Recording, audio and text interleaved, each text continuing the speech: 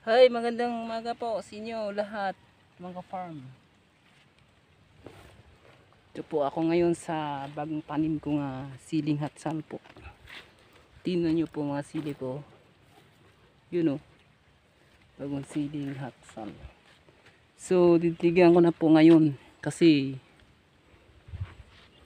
mahina yung ulan kahapon na pagtanim ko. Ngayon diligan ko na, pero haluan ko ng kunting abono para madali yung makarecover ang pananim natin, mga farm. Haluin ko sa drum at sa may kunting abono. Ito po mga farm ng ating bagong tanim ngayon na sili hatsal. Kahapon ko pala yung tanim yun doon, at sa dito ang una ko yung tanim. Almost 3 weeks na po to ang pangidaron niya. Tingnan nyo po ang 3 weeks nga pangidaron ng sili. Tingnan nyo po ha, yun pupunta doon. 3 weeks na po to mga farm. Bali diligan ko na po itong abono or fertilizer po yun mga farm. Tingnan nyo po ang pananim ko. Yun, 3 linggo na po yun.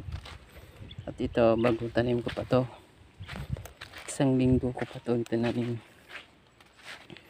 So ngayon kahapon nagtanim ako ng ibang klase naman nga sili sal. So ngayon magdidiligan ko yun kasi ang hina ng ulan kahapon ay baka mamatay yun sa sobrang init. Kunti lang init pero kailangan talaga diligan mga ka-farm para sigurado. Sayang ang punla, patay. Wala pa naman akong panghulip.